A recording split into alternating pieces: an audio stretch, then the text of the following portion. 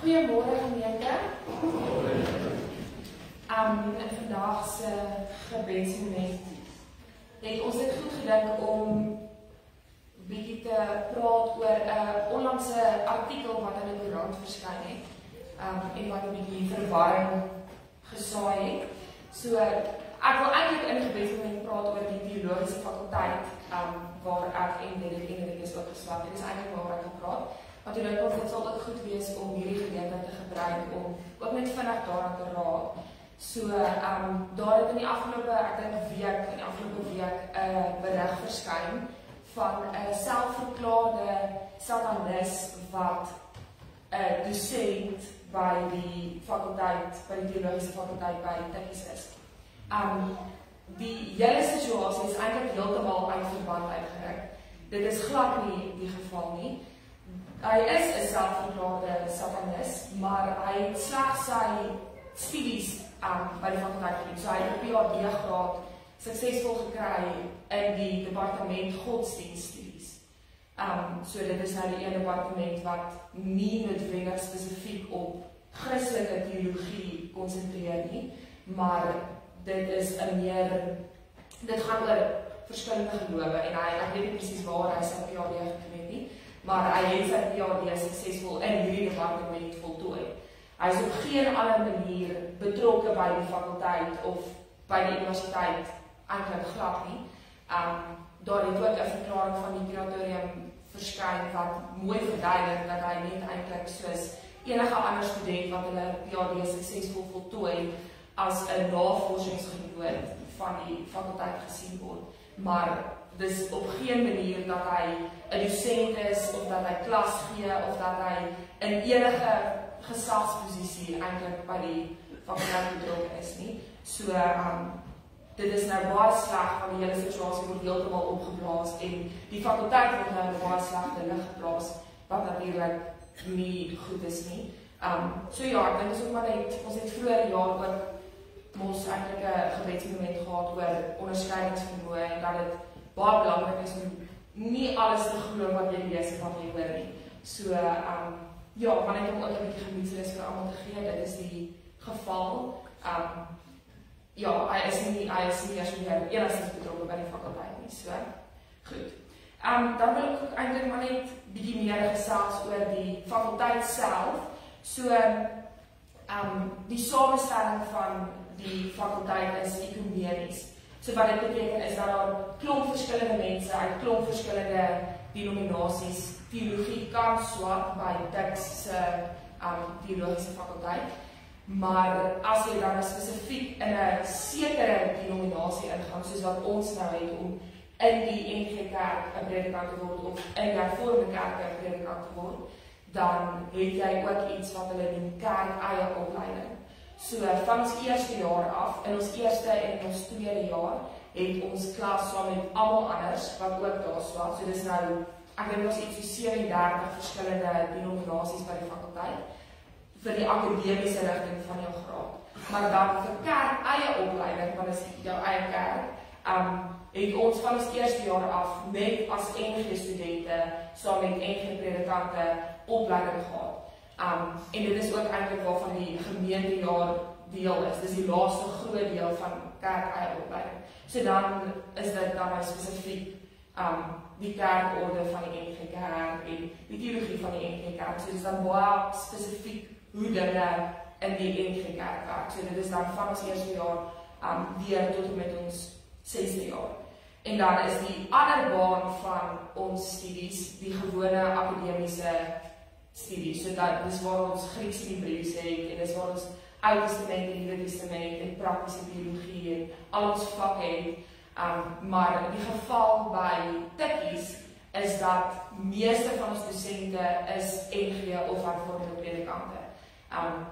Daar was baie met dosente wat nie in die NG van die Hervormde Kerk is nie. Maar daar is wel ook ander dosente en dit was vir ons, en ek kan vir myself praat, maar ek weet ook vir klomp van die studente wat saam met my swat, was dit 'n baie positiewe ervaring om saam met klomp verskillende mense klas te hê en ook klas te kry by iemand wat uit 'n ander denominasie kom. So ek dink dit dit verbreek jou wêreld en dit gee vir jou nuwe perspektiewe en dit daag jou uit. Wat ek ook dink baie goed is by die fakulteit gebeur. Net iets wat ek wil noem is dat die teologie wat ons nog steeds leer, gereformeerde teologie is. So, ons word verskriklik uitgedaag met verskillende idees en ons word eintlik maar geleer om krities te dink, wat ek dink belangrik is vir 'n predikant om dit kan doen, om juist daar onderskeidingsvermoë te kan hê en dan ook ander mense natuurlik daarmee te kan help.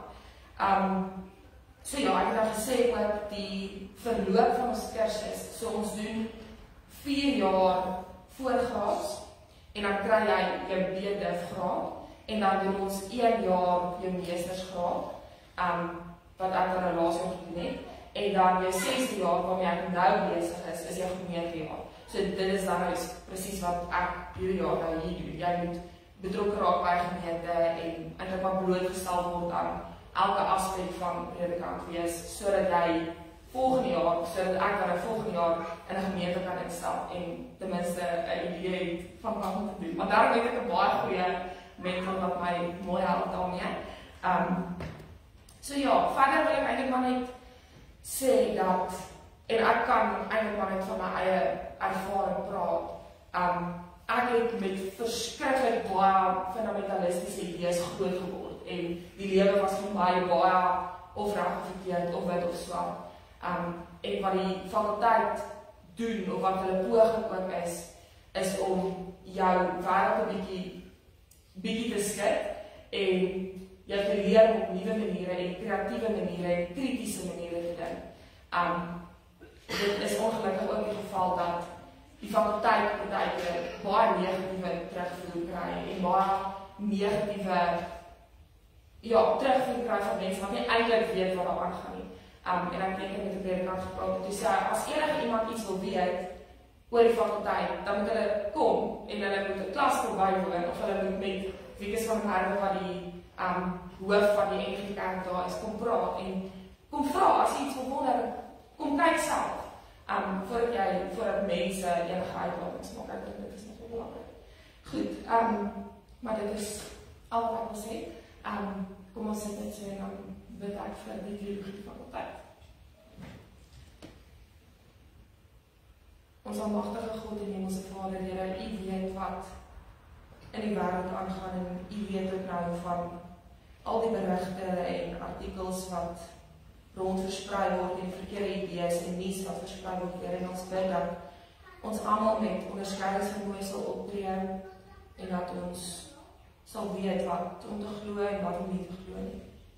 Here, ek bid ook vir die fakulteit self waar daar toekomstige geestelike leiers en predikante opgelei word, Here, dat U wil daar sal geskied met die dosente en met almal wat in gesagsposisies is, Here, maar ook met die studente, dat U hulle sal besef U vir hulle roeping gegee en omdat U vir hulle roeping gegee het, word hulle net beskerm en gelei.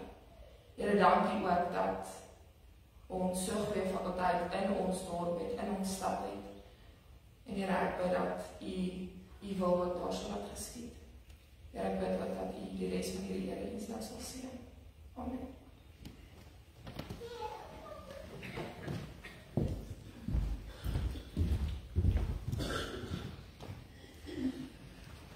Baie dankie, Ilse Marie. Ek het vanoggend gesien dat daar 'n opvolgberig in Netwerk 24 is, juist oor die misleidende opskrif en beriggewing van verlede week. So, dit was nou vir ons goed om as student wat heiliglik by die fakulteit is, net dit van iets te laat sê vanoggend. Gister het ek in Willows in Touw gestaan en ek het met 'n jong man begin praat, hy is 3 jaar ingenieurswese en op 'n manier het ek hoor, ek is 'n dominee en sê, kom nou wil ek sommer vra daai berig verlede week in die koerant.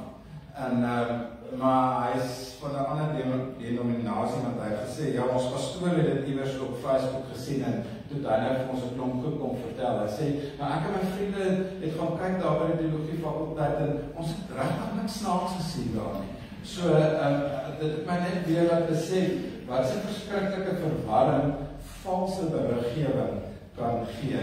En ek dink u as gemeente sal kan getuig met Rikus dat in 2 jaar hier is en Ilse Marie wat nou al 'n paar maande hier is. Nie een van ons het al enige dwaalleer van watter aard by hulle gehoor nie. So ek dink ons kan regtig met gerusheid weet dat die studente in goeie hande is, maar ek vra juist ook ons voorbereiding gereeld ook vir die fakulteit. So Ilse Marie, baie dankie. Ons gaan volgens die formaat van die diens net weer so 'n bietjie verander, want dit is weer 'n evalueringsdiens van Ilse Marie vanoggend. So 'n paar het papiere, vorms, ek het net hoor het ek vir almal met wie ek gereël het vorms gegee, want ek het so oomblik 'n bietjie vergeet met wie ek almal gereël het. Dit lyk so. So ek gaan die familienies doen en dan gaan Ilse Marie oorneem en die res van die diens gaan doen.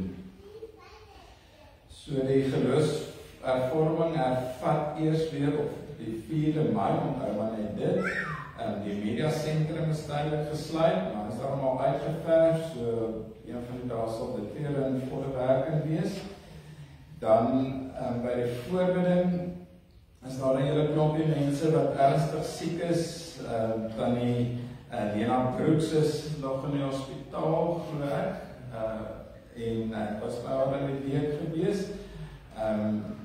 So kom ons bid vir haar.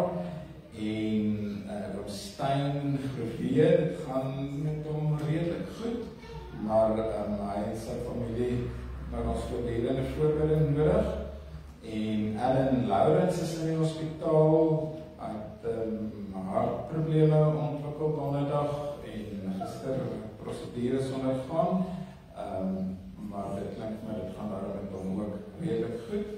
En die ander wat daar is, sien u, ons bid vir hulle elkeen en vra ook die Here se versorging vir hulle almal. Dan is 'n tannie van Elaine Adams oorlede, Annette Prins.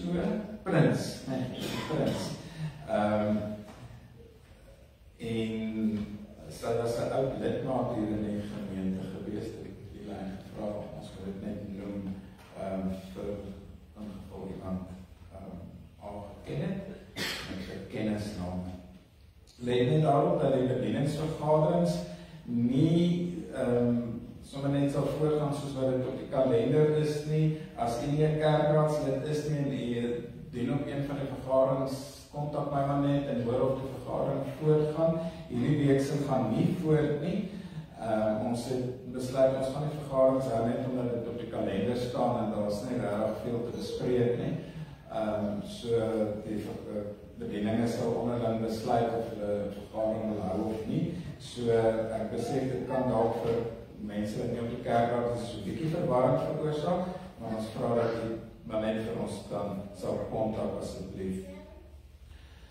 Dan onthou asseblief en sê dit so ver as moontlik asseblief dat volgende week se diens 10:00 begin. Ek het vanoggend hier in die kapel gesê, ek dink ek gaan seker die eerste een wees wat dit vergeet. So onthou dat die diens volgende week 10:00 begin en dat ons dan direk na die diens gesamentlike paasete het. Ons vra weer vir die wat dit gaan bywoon en nog nie u name opgesit het nie, sê net vir ons asseblief, ons wil net min of meer weet hoeveel mense die ete gaan bywoon terwille van voorbereiding van hoeveelhede. So as daar iemand is wat dit nog gaan bywoon, is gratis, ons vra wel net 'n donasie, maar sit dan asseblief die naam net op 'n lys, is daar agter en dan so vir ons uitgestuur wat jy elektronies kan bespreek. Die herfstmark, 10 Mei is in dit daar en dan weet die dames sal dan beplanning daarvoor. En dan wil ek miskien net afsluit vanoggend met die verjaarsdag van die Nancy Stevens verjaar môre. So Nancy baie geluk met die verjaarsdag, dan kan maar vorentoe kom. Ek weet nie of van James Richards dalk hier is nie. En van die Marjorie van Wyk. Enige ander verjaarsdae in die week?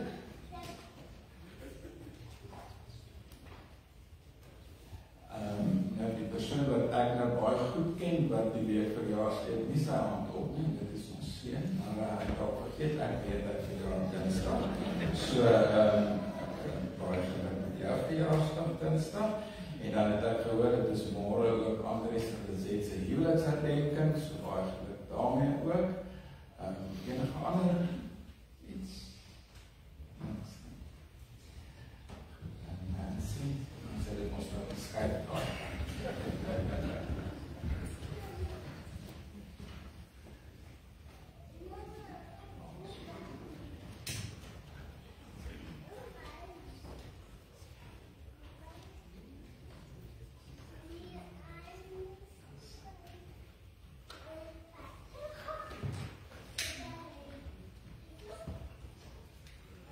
Kom ons sê dan ook vir die Nancy die Here se seën.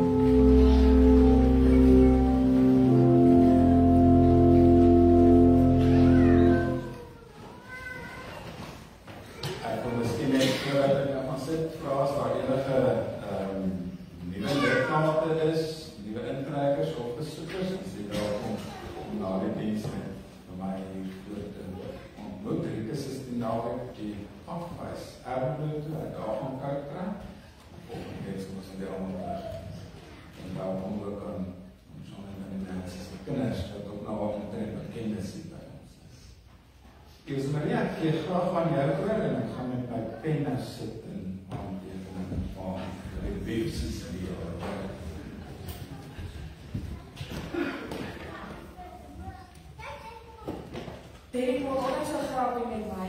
As hy wil, hy sê dis weer grappie, hy is baie ernstig as hy sê. As hy wil ek moet iets doen, of as ek nog nie iets reg doen nie of iets bietjie verkeerd doen, dan sê hy moet dit onthou, hy moet aan die einde van die jaar 'n verslag ingegee. So as hy sê ek moet iets doen, dan sê hy ek gaan dit op 'n verslag skryf as hy dit doen. So hy hou slaap na my kop. Nee, goed, maar kom ons sit net so en dan sing ons die Bybellied. So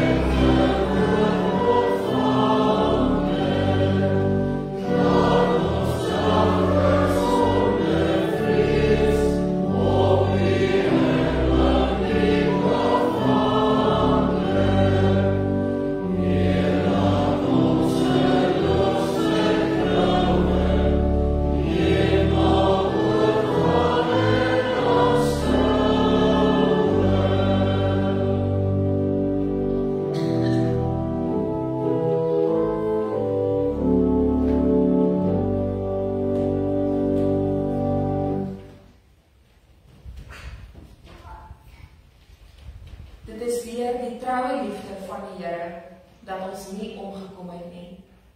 Ja, sy ontferming ken geen einde nie. Dit is elke oggend weer nuut. Groot is die getrouheid. Liewe gemeente, genade en vrede van God ons Vader en die Here Jesus Christus, deur die kragtige werk van die Heilige Gees. Amen. Kom ons staan en dan sing ons die loflied saam. Thank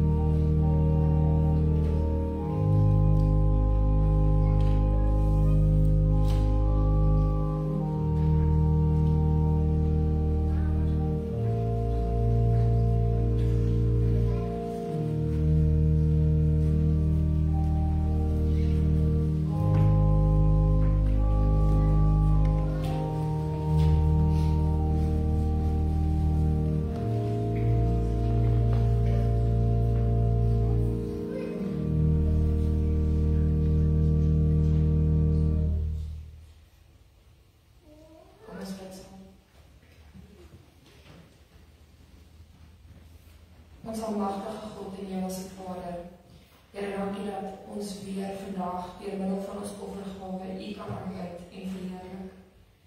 Here, dit is iets wat ons elke Sondag doen en iets wat ons eintlik al so gewoond is, maar dit is ons gebed dat ons nie ons offergawe vir U sal gee, net omdat dit is wat moet gebeur nie, maar omdat ons dit met 'n bly en 'n dankbare hart voldoen.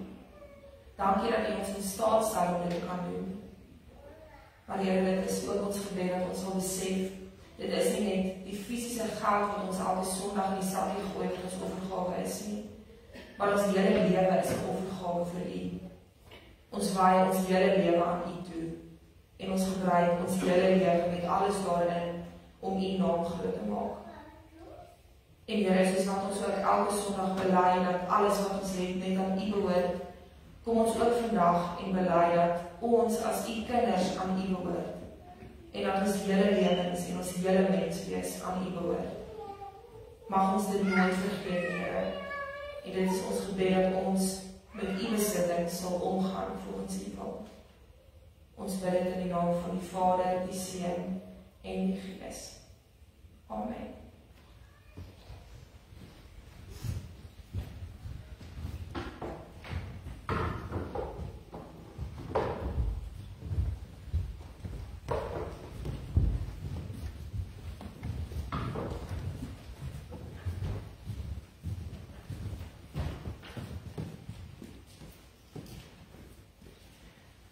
Ek hoef nie eens te sien maar alleen te sê om hulle is getaalpad.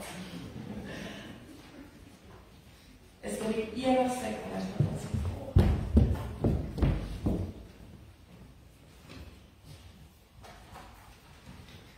Ja, dit is definitief nie. Okay.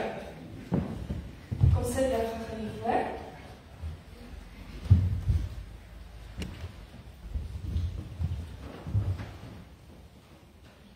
Goed, so ek wil vir julle 'n vraagie vra. As iets sleg met jou gaan gebeur, of as iets sleg met jou gebeur, sal mamma of papa jou kom help? Ja.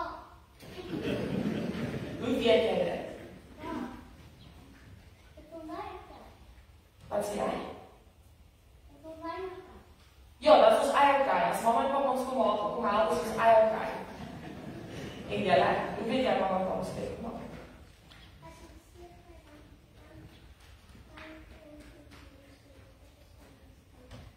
Ja, en het dit al gebeur dat jy seer kry van mamma en papa? Ja, dit het al gebeur. So omdat jy weet dat mamma en papa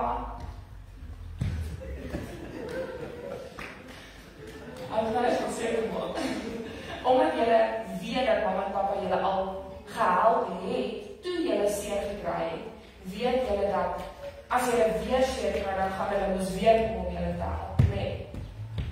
Ja. Ek weet dat toe ek al seer gekry toe my mamma en papa oorgekom om my te help, so ek weet as iets weer gebeur, dan sal hulle weer kom om my te help. En dit is ook net so, ons gaan julle gaan vandag mooi moet luister, wat met die volk van God gebeur het. Daar was iets fout met hulle, iets het met hulle gebeur, maar toe help God hulle. En die bid hulle dat, wat ook al weer in die toekoms gebeur, dat God hulle weer sal help, maar hulle weet hy sal, omdat hy dit al in die verlede gedoen het. Verstaan julle, maak dit sin? Ok, so kom ons sit so, kom ons al eindjes vast, wil aan die hierdie kom uit nie. Ok, kom ons sit so en dan bid ons saam. Liewe Here, dankie dat U ons altyd help wanneer ons U hulp nodig het. Dankie dat U ons vandag ook help en dankie dat U ons ook vir die res van ons lewens sal help. Ons weet dat ons altyd na U toe kan kom wanneer ons hartseer, bang of alleen voel, want U troos ons altyd. En omdat ons weet U beskerm ons altyd, is ons baie bly daaroor. Dankie vir al U liefde wat ons elke dag kan voel. Amen. Ok, maar voordat julle gaan, moet ons net graag vir allemaal chocolades gee, wat vir jaar het. Wie wil vir hulle chocolade vat? Ok. So, allemaal wat vir jaar, reken jy ook julle hande asseblief opsteek. huweliksherdenking. Ja, sê dan papa en mama ook gaan gee. Kyk gou hierso. Ja, so dan die Nancy. Okay. Gaan jy na mamma en papa toe en dan gaan jy van die Nancy en Rico toe.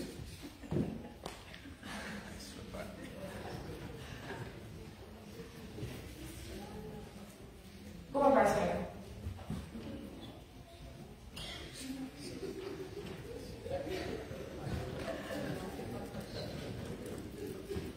Is daar nog enige iemand? Die kan die Nancy nog nie gegaan. Kijk, zie, zit erin. Loop zo.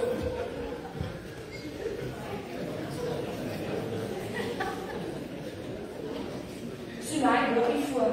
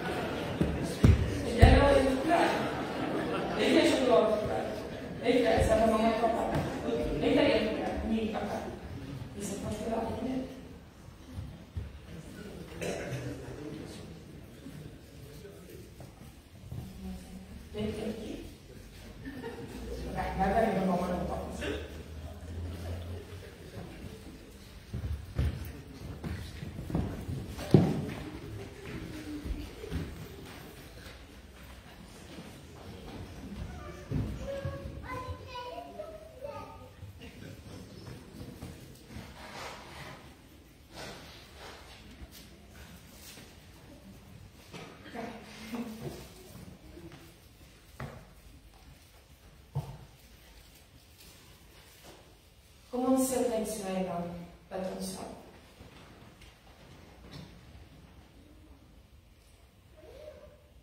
Ons almagtige God en hemelse Vader, Here, dankie vir die wonderlike voorreg wat ons het om weer op 'n Sondagoggend as 'n geloofsfamilie bymekaar te kan kom om U naam groot te maak, maar ook om te hoor wat U vandag van ons almal wil sê.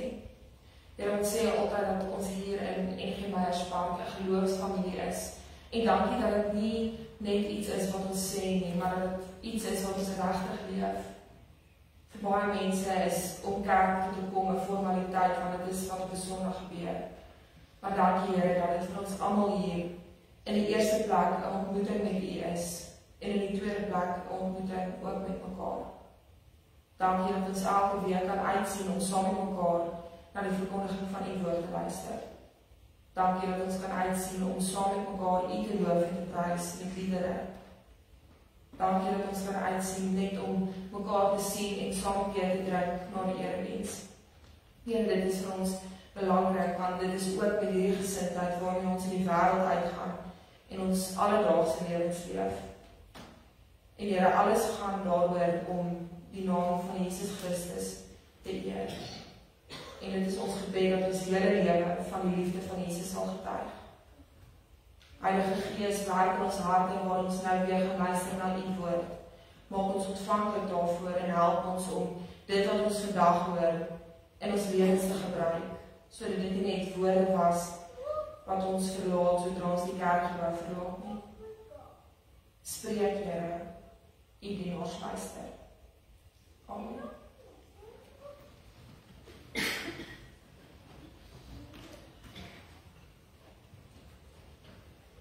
Ons almal ken die gevoel wat ons kry wanneer iets voorkom asof dit te goed is om waar te wees.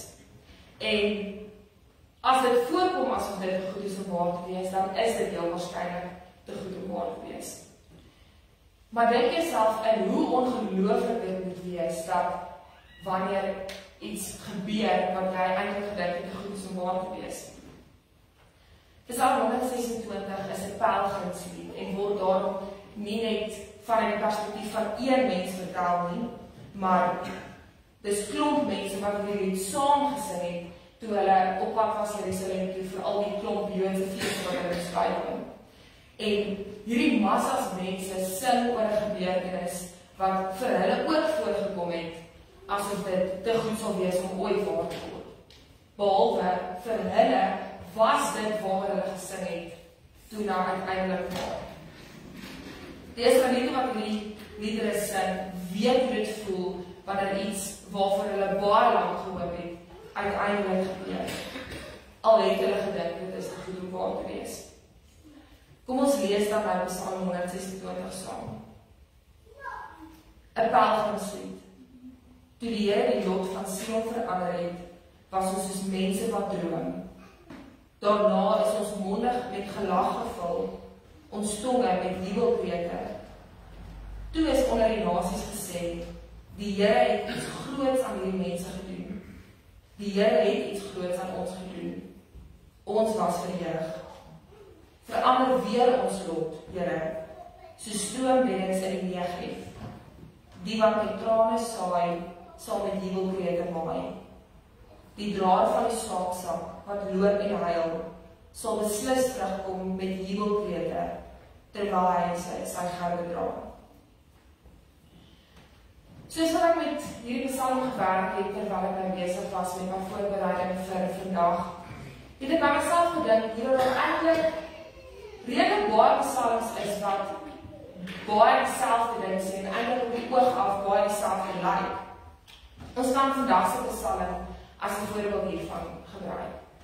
Psalm 126 kom in 'n groep van pelgrimsliedere voor wat strek van Psalm 120 tot 134 en omtrent al hierdie psalms in hierdie groep het een of twee temas wat hulle deel.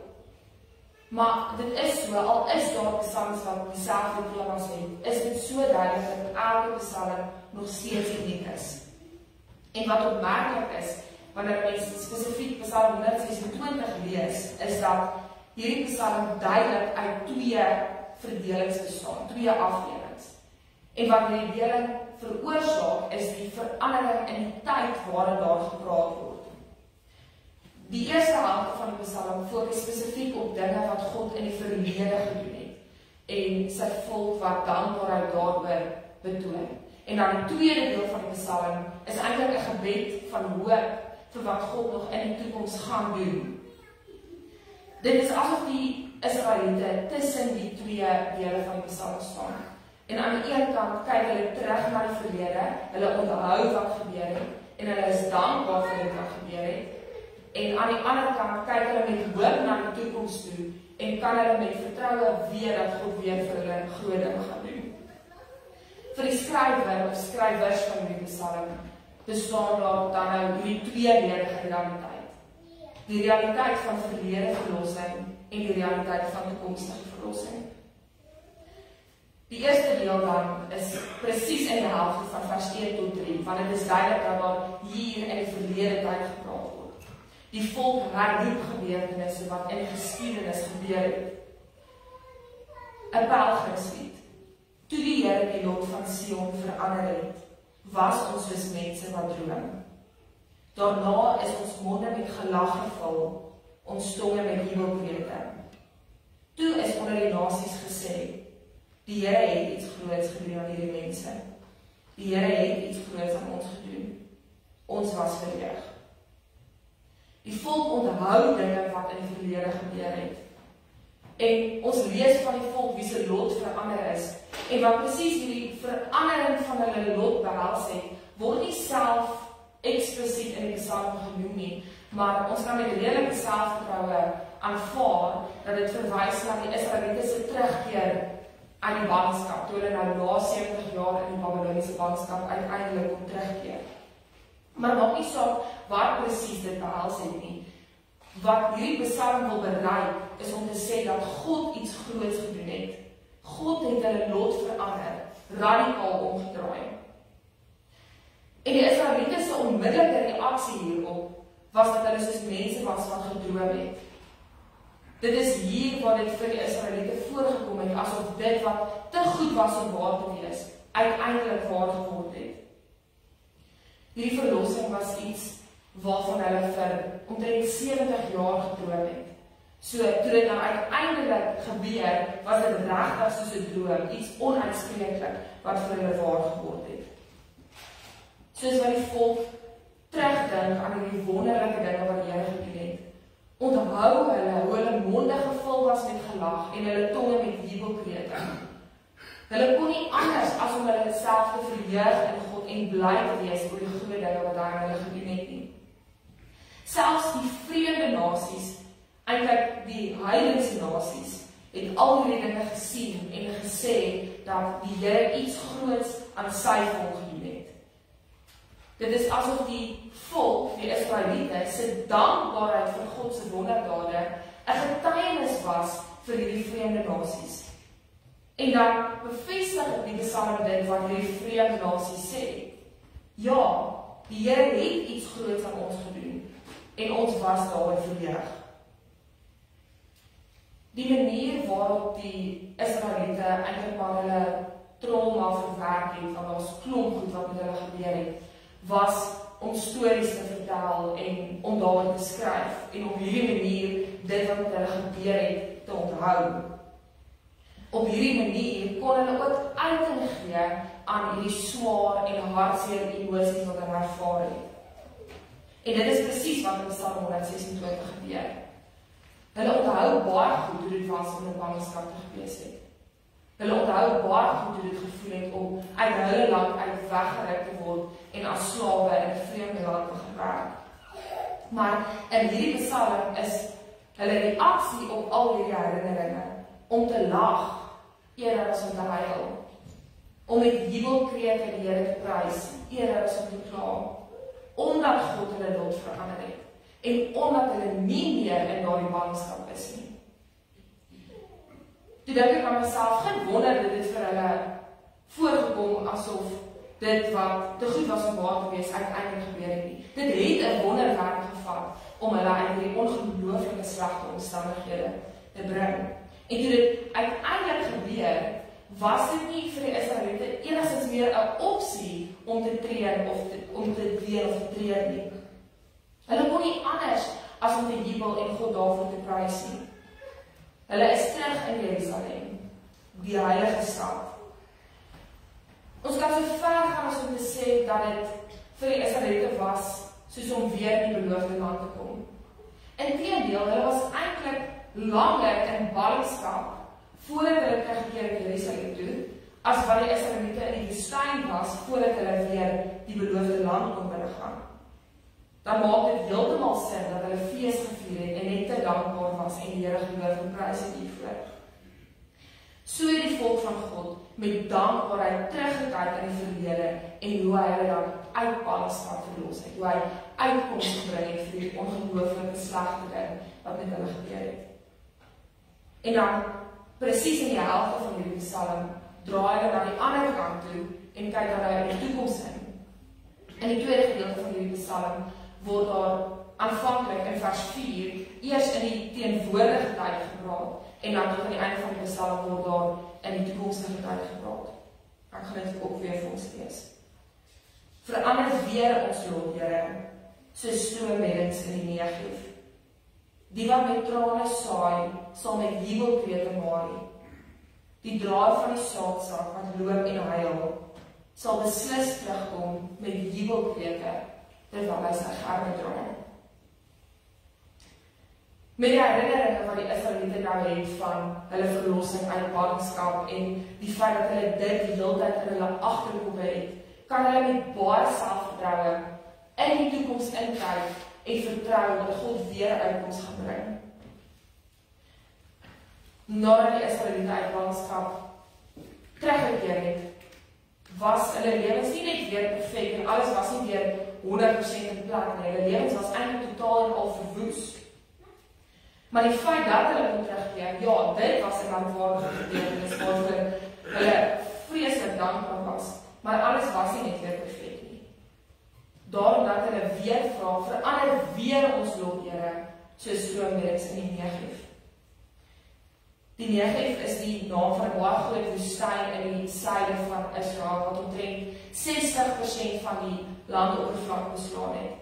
Dis 'n massiewe, baie droë en dorre gebied. Wanneer dit in hierdie gebied dan gereën het, was dit asof die hele woestyn 'n radikale transformasie ondergaan het. Droë rivierbeddings het in kragtige waterstrome verander. Verskillende plante het opgeskiet en die veld het lowergroen geword. 'n drastiese verandering het plaasgevind. En dit is hoe God die volk van Israel moet herstel. Hulle pleit by God om 'n radikale transformasie in hulle lewens te bring. Hulle pleit by God nie net om hulle fisiese omstandighede te verander nie, maar ook om hulle geestelike en hulle emosionele omstandighede te verander. Hulle vra hier ook vir God om hulle denke te vernuwe. Die volk Israel het nou dat hulle uit bangskap teruggekeer het, besef dat wêreldse omstandighede nie vir altyd duur nie. Met hierdie psalm besef hulle opnuut dat God se verlossing altyd kom, al vat dit 40 jaar, of al vat dit 70 jaar, of al gebeur dit nie noodwendig in ons leeftyd nie. Daarom is dit vir hulle ook belangrik om hulle denke te vernuwe, omdat hulle weet dat dit ewigheidswaarde het. Die Israeliete betoon dankbaarheid teenoor die Here vir die wonderdade wat hy vir hulle gedoen het, deur hulle hele lewens aan hom te wy, deur eintlik hulle hele denkwyse te verander en so hulle lewe aan hom te wy. Die feit dat die volk in vers 4 vir God vra om hulle lot weer te verander, dui eintlik op 'n volkome en 'n finale verandering van hulle lot. 'n Radikale verandering wat hulle lewens 180 grade gaan omkeer en wat nie net hulle fisiese omstandighede gaan verander nie, maar wat hulle denke, hulle hele wese, hulle hele menswees gaan verander. En die gevolg dan hiervan is die wat met trane gesaai het, saam met jubelkrete maai. Die draer van die saadsak wat loop en huil, sal beslis terugkom met jubelkrete terwyl hy sy gerde dra. Dit word beklemtoon dat aardse omstandighede tydelik is en dat die herstel wat God bring ewig is en eintlik baie dieper strek as net die Israeliete se terugkeer uit bangskap, want dit was aardse, fisiese omstandighede. Die moeilikhede en die vervolging en die beproewinge wat die Israeliete ervaar het, was nie te groot vir God om te oorkom nie. Al was hulle self daarvan oortuig dat dit heeltemal te goed is om waar te wees.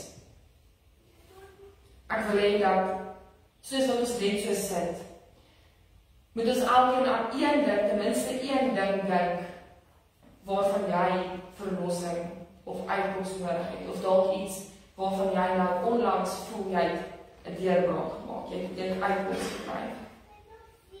En dan gaan ek weer hierdie psalm vir ons lees, net soos wat hy daar staan. En dan moet ons onthou dat, ja, die psalm was geskryf in die tyd van die ballingskap vir daai mense se omstandighede, maar dat hierdie psalm ook vandag 100% van toepassing op ons lewens is. 'n pelgrimslied. Toe die Here die lot van Sion verander het, was ons soos mense wat droom. Daarna is ons monde met gelag gevul, ons tonge met jubelkrete.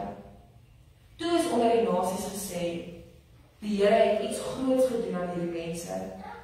Die Here het iets groots aan ons gedoen. Ons was verheug.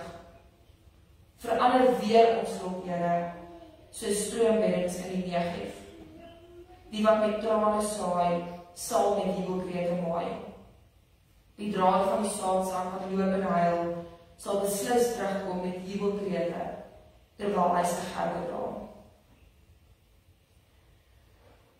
Ek dink dit is ook belangrik dat ons sal besef dat dit meer waarde het om onsself oor die uitkoms wat God bewerkstellig het te verheug, as om te treur oor dit waarvan ons uitkoms gekort het.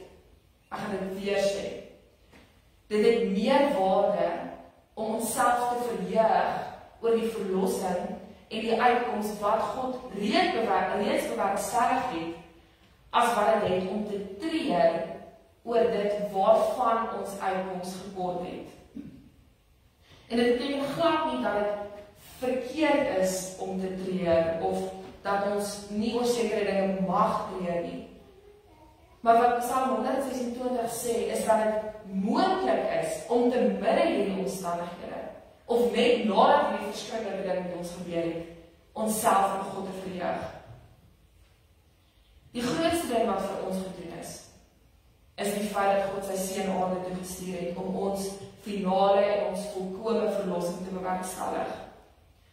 Ons kan in die geskiedenis terugkyk en onthou wat gebeur het, en met hierdie gedagte kan ons ook in die toekoms inkyk en met selfvertroue weet dat God weer uitkoms gaan bring.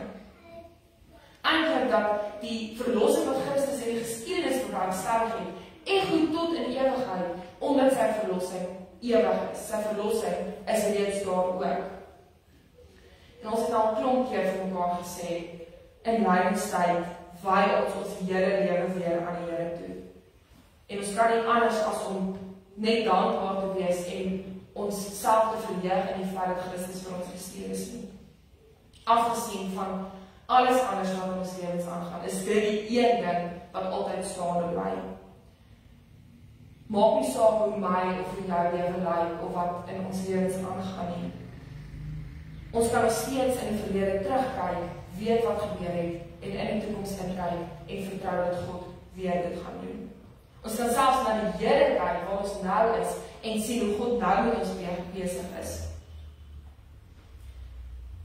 Dit is my gebed dat, soos wat ons ook nou Paasfees nader, dat ons dankbaar sal wees en ons self sal verheug oor die groot dinge wat God aan ons gedoen het.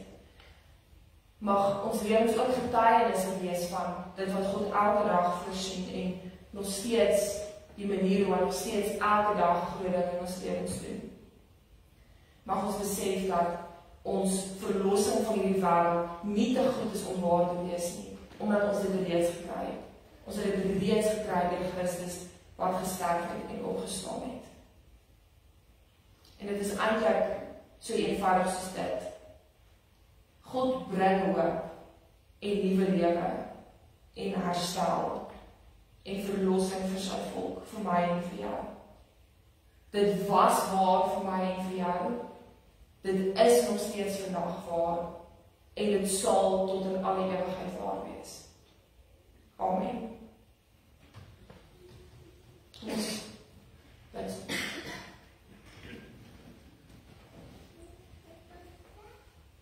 Here, U herstel ons. U bring hoop en nuwe lewe. U het ons lot volkome en finaal kom verander. Dankie dat ons dit weer vanoggend kon hoor. Ons het gelees dat die Israeliete met hulle terugkeer uit ballingskap gejuig het en bly dat U iets groots aan hulle gedoen het. Dankie dat ons kan weet en glo dat U ook in ons lewens groot dinge aan ons en vir ons doen. U is op 'n unieke manier met ons elkeen besig, selfs al kom ons dit nie altyd agter nie. Here, dankie dat ons met hoop na die toekoms kan kyk en weet dat U reeds daar is. Dat ons ewige verlossing deur Jesus Christus aan die kruis in die verlede plaasgevind het, maar tot in ewigheid sal ego. Here, dankie vir die radikale en drastiese verandering wat U reeds in ons lewens laat gebeur het. Mag elke aspek van ons elkeen se lewe nuwe lewe kry, soos stroomreddings in die Negev. En mag ons lewens 'n getuienis hiervan wees vir die res van die wêreld. Here, dit troos ons om weer te hoor dat ons aardse omstandighede nie tydelik is en dat U altyd op U manier en U tyd uitkoms bring.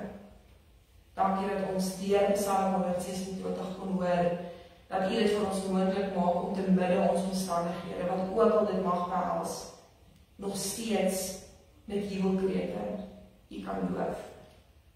Soos wat ons nou net so met ons oë toesit, gaan ek vir ons geloofsbelijdenis lees gebaseer op Psalm 126. Die Here het groot dinge vir ons gedoen en daarom is ons vol blydskap en dankbaarheid. Hy het ons uit die trane van verdriet en lyding verlos en ons gevul met vreugde, soos die wat in die oesseisoen sing. Selfs ons gebrokenheid het ons nie verlaat nie, maar ons herstel. En ons laat saai in geloof, wetende dat ons met gejubel sal maai. Ons glo dat die Here nie net ons verlede genees nie, maar ook ons toekoms vul met hoop. Hy sal steeds vir ons sorg. En ons sal hom loof vir die groot dinge wat hy gedoen het en steeds doen. Ons is vol vertroue dat hy diegene wat in trane saai, met vreugde sal laat maai. Ons gaan voort in die hoop en genade van die Here, wat nooit val nie. Amen.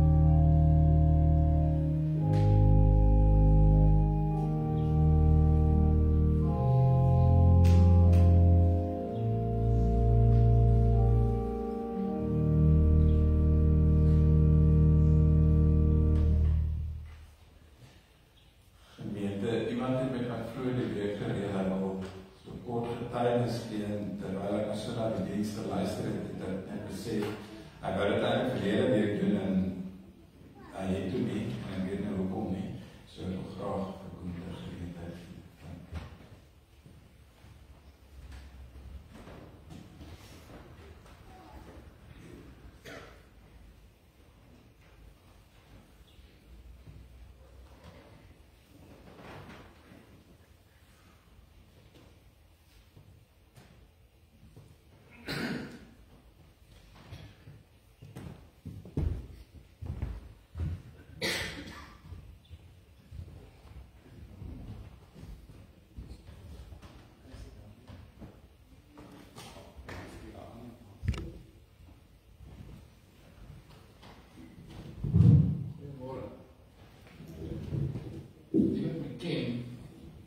is ek hou nogal baie van fietsry. En ek hou van baie lank, baie ver. Die 20ste Maart was my 7de keer wat ek Tabazimbi toe gery het in die fiets. En soos altyd vroeg gery, alles was goed beplan, die Peters was reg beplan, die drink was reg beplan, maar iets het skeef geloop. Sien die oggend het 'n bakkie van agteraf gekom, soos dit altyd kom, en toe ek regs kyk, toe sien ek die man, wat staan daar verby my ry. Ek het so 35 km/h gery op fiets, maar vir die manne wat bergfiets ry, sal verstaan, dis werklik vinnig. En toe ek regs kyk, toe sien ek die man langs my sit met 'n bottel Black Label tussen die bene. Sien die oggend. En toe ek afkyk, toe sien ek die sleepwa agter my regterbeen. Ek skiet toe my bene uit, en ek het geweet ek moet nou plan maak, maar nou gaan ek val. En ek val. En ek het op die grond te lande gekom, dit was baie seer. En terwyl ek al lê die man met sy sleepwa weg, my arm lees in die pad, trok hy verby my. Die trok mis my net, nog 'n trok hy verby. Interessant genoeg 'n blanke dame, miskien gaan sy hierna kyk, met 'n wit Mercedes Kombi, ry verby my en waai vir my. Ek waai toe maar terug, terwyl ek die grond keer. Ek staan toe op, ek stoot die fiets af van die pad af en ek sit onder 'n boom en kom toe en boer verby en stop en sê vir oom, hoe gaan nou met jou? Ek sê nee, ek gaan nie voel nie goed nie. En sê oom, jy lyk baie sleg. Ek het iemand my daai oggend gesien en dat het vir gesê. Hy sê, kan ek iets vir doen? Ek sê, ek moet in Tabazimbi kom en Tabazimbi is nog 100 km weg. Dit het so 40 km aan die kant Brits gebeur. En ek sê vir my, wat jy kan doen, kan jy my bril van jy was, want jy was vol grond, dat ek tenminste nie kan verder ry. Ek sê vir my, jy kan verder ry, en ek sê, ek sal moet. Ek het bril van was, hy teruggekom, en toe ek besef, my rechterarm het ontsluit, want hy het so gehang. Toe weet ek het 'n probleem. As jy nie die fiets kan vasthou, jy kan nie ry nie. Jy sê, wat kan ek vir jy doen? Kan iemand bel? Ek sê, nee, sê die oggend kan niemand bel. Ambulans, ek sê die ambulans sit in Brits. Ek moet Tabazimbi toe. Hy sê, dat dan moet rechts so. En ek loop. So. Ek kom nou. Wat baie moet ek doen. En ek het geweet, ek sal met bid. Niks anders te gaan hou. Ek het toe gebid. En ek het die volgende gebid.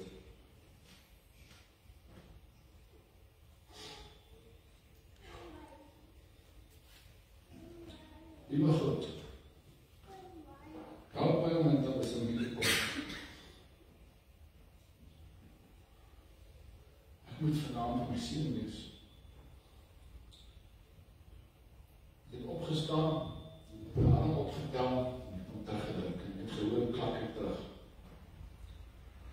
Dit was baie seer. Ek het my fiets gevat, en ek het begin ry. Ek het gebid en ek het geglo. Terwyl ek ry, het ek gesien, my hele kiek was heeltemal oop. Dit het verskriklik gebeur, terwyl ek ry. Dit so, toe ek uiteindelik in Tabazimbi kom, was daar soveel bloed in my been. Dit het so afgeskraap met so skerp ding. Die bloed het dit bly bloei en het bly oppak en bly oppak en bly oppak. Ek kan nie een vertel. As dit nie was van my geloof daai oggend, was ek nie in Tabazimbi nie. Vir die wat draf en fietsry, swem, ski, nou so toepassing op jou foon of 'n app, Strava. Dit monitor hoe vinnig jy ry, hoe ver jy ry, hoe hoeveel watts druk jy uit op die fiets en sulke goeders. Wat ongelooflik was van daai oggend, ek hoop ek nie gaan kry nie. Toe ek klaar gery het, goed afgelaai, ek steek al gesit. My skouer is nog steeds seer, ek moet vir operasie gaan. Toe kry ek my kom terug van Strava af. Toe sê dit vir my, maar wat ek wil bysê is, ek kry padfiets ook. Op padfiets gebeur gewoonlik, jy baie vinniger as 'n bergfiets, wat jy fietsry. Toe sê Strava vir my, congrats, dis was jou fastest 100 kilometer you've ever done. Wat interessant is, as jy met die dokters praat, sê vir my, jy is baie gelukkig, jy kon uitgebloei het. Jy is nie nummer 1. Jy is baie gelukkig, jy kon doodgereis het. Jy is nie nummer 2. Jy is baie gelukkig, jy het jou skouers self teruggekry. Jy is nie nummer 3. Ek het daar die dag gelag. En ek het soveel blessings daai dag gekry. Dit is 'n wonderwerk te verstaan. Amen en prys die Here.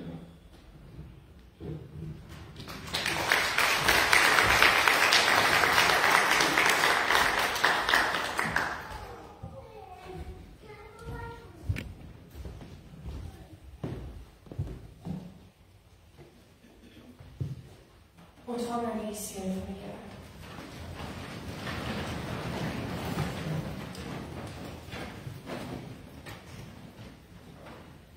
Mag die Here jou trane in vreugde verander, jou hoop vernuwe en jou lewe vul met sy oorvloedige seën. Mag jy met blydskap oes wat jy in geloof gesaai het en altyd sy goedheid beleef. Amen.